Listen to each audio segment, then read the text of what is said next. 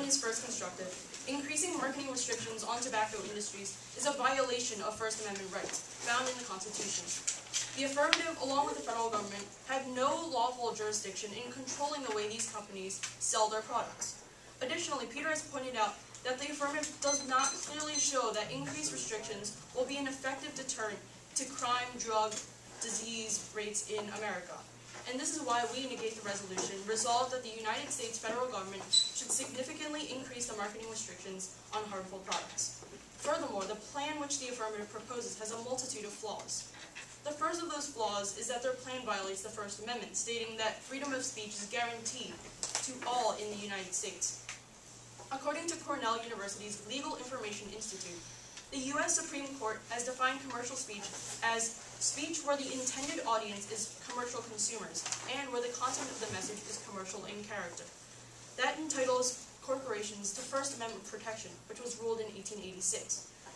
Companies have already have limitations on where they can advertise and the type of content that their advertisements display. Furthermore, Richard Samp, Chief Counsel of the Washington Legal Foundation, says that many of the restrictions on advertising cannot be imposed legislatively because they would violate the First Amendment. All people, including corporations, should not have that right taken away, especially since tobacco companies have already been put through such a plethora of marketing restrictions. Additionally, the First Amendment assumes that the people, not the government, should decide what is best for themselves.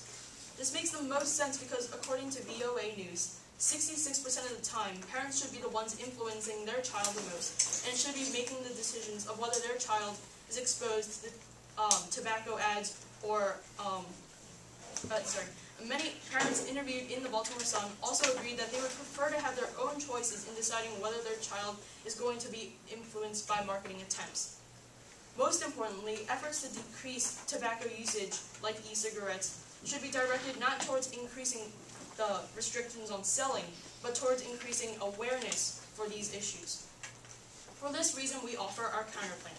Since we are the negative, our counterplan does not have to meet the resolution like the affirmative must, meaning that we don't necessarily have to follow all the provisions stated in the resolution. We are not arguing that there aren't alarming disease and cancer statistics in America, or that those high statistics aren't attributed by the advertisements of tobacco industries. In fact, we are conceding that these things are forming a prevalent and escalating crisis. Peter and I are suggesting a more advantageous and viable solution.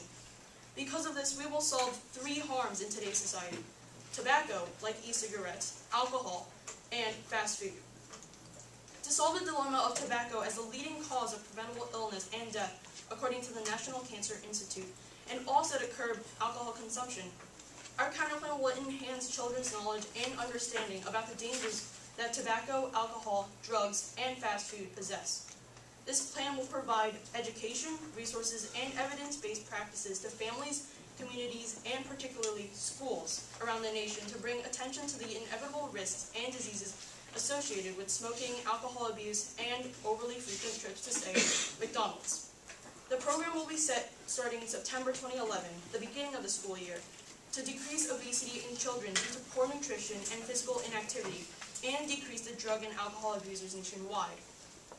Also, the effects of cigarette, alcohol, and food advertising will be taught in schools to protect children from psychologically pervasive marketing strategies.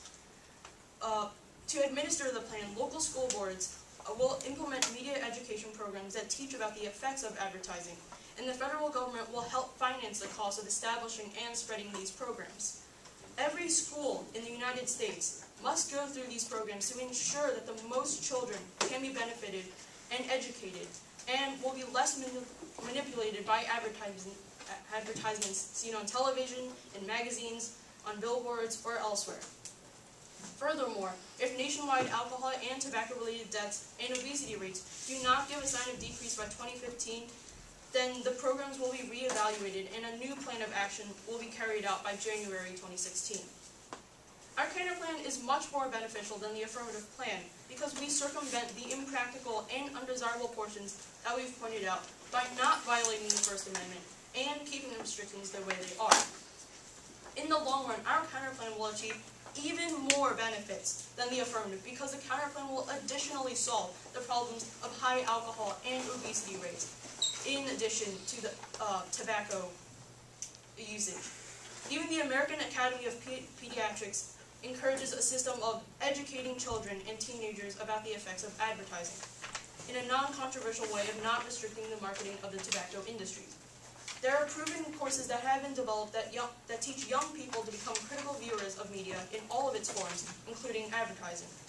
Our counterplan, in conclusion, is much better than the affirmative plan because the plan that they have offered is impractical, undesirable, and insignificant in restricting the marketing tools of harmful product corporations in the United States.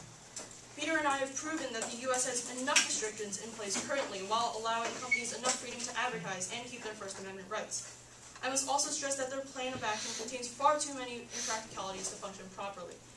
Numerous pieces of legislation in the past of increasing governmental control over tobacco industries have failed because of America's basic yet inherent system of capitalism and democracy. There is no need to sacrifice America's unique freedom for a plan that has no proof that it will bring about significant change, especially when they're only restricting selling for e-cigarettes. Thank you, and vote negative.